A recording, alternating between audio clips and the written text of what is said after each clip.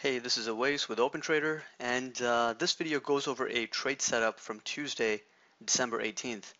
Now, if you watched our Outlook video from December 17th, we mentioned that we were using the 1422 to 1424 area as a key support area to establish our bias, and as long as price held above it, our bias was bullish, and then we had targets at 1436 to 38, and then the open gap at 45 quarter and the naked VPOC at 46.75. So this is a 1 minute chart of Tuesday morning, and we can see that the S&P establishes the opening range from 25 quarter to 28. We had an econ release out at 9 a.m. Central, and so ES essentially just balanced ahead of the econ report. Now, once econ's out of the way, then we started looking for the trade setup, right? Our bias was bullish, and if we look at the NYSE tick, we can see that it's spending more time above zero, right? So there's still more momentum on the upside. If we look at the S&P Advanced Decline, we can see that it rejected the zero level over here, and now it's essentially testing plus 200 and heading a little bit higher, right? So following this econ release, the key thing we were looking for was whether the sellers were able to push below the 25 quarter into the support zone that we had here, and this would have been a very good long setup for us if price got there. But even if it didn't get there, since our target was up near 38, we were looking actively to enter long as this level wasn't broken. 25 quarter. We also had the overnight low at 25 half, and we can see over here that buyers enter right at the overnight low, start pushing it higher, and econ releases out of the way, so now we don't have to worry about any of that stuff.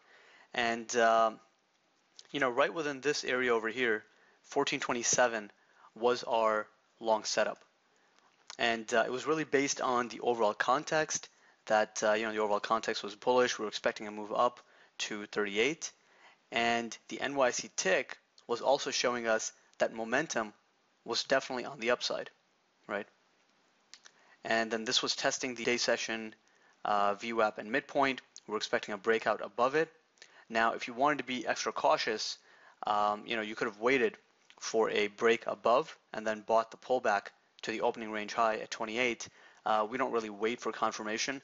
If we see the signs in the market that are supporting our idea and the risk reward is good enough, then we just try to find the best trade location that we can, and we execute the trade.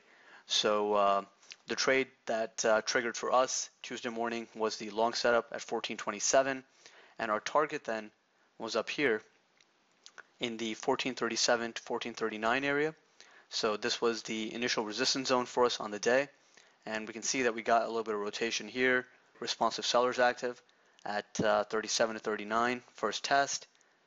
We get a little bit of just balancing over here before buyers push it up again, and that was really the idea that was discussed in the Outlook video posted on December 17th, was that even though we expect some rotation around 37.5, eventually we expect price to actually push through it and try to go for that 43.5 to 45 quarter area with the open gap up here. So one thing we can see is as price moves higher, we get within 2 ticks of the 43.5 resistance, but this new high is actually made, number one, it's made ahead of lunchtime, and typically we don't get new highs over the lunch hour. And the other thing to note is that it happens on a negative NYSE tick divergence, right?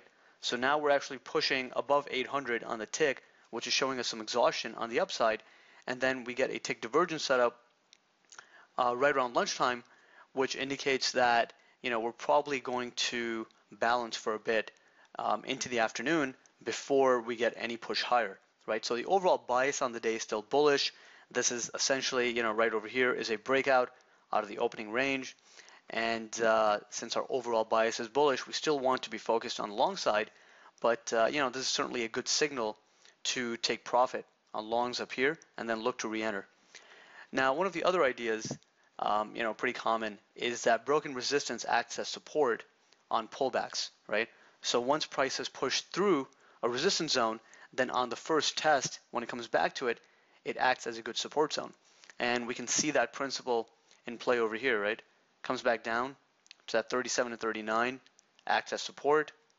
If we just move further along in the day, we can see that the 1437 level, which was our initial resistance zone, actually held to the tick.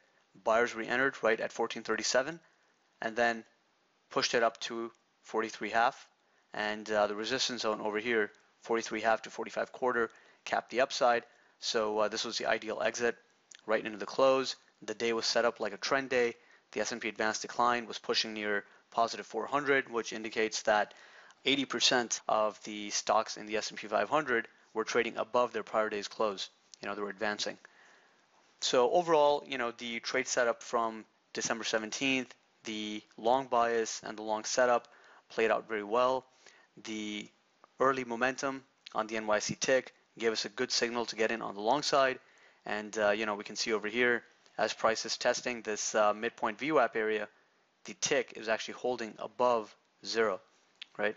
So essentially, any of these areas are good setups to go long, either 1427, pull back to 1428. That's still a very good trade location because, you're using a 2 or 3 point stop, and your reward on the upside is potentially 10 to 15 points. So again, we don't really wait for confirmation. As long as we have the trade location, the risk reward is good, and we're seeing signs that at least the market is not going against us. We look to execute and take the trade. Now, if you do wait for confirmation, one thing to keep in mind is that you are going to sacrifice trade location, right? So if you're waiting for confirmation of a break, let's say above 1428, and then you're going to buy a pullback, then just keep in mind that you're entering 1.5 to 2.5 points higher than you would have if you just took the trade over here, used a tight stop, maybe 1.5 points or 2 points, and just let it run. So I hope some of the ideas presented in the video are helpful to you and in your trading. Please post in the comments, let us know whether these kind of videos are helpful to you, and if so, then we'll continue doing it. All right, good luck rest of the week, and we will catch you in the next video.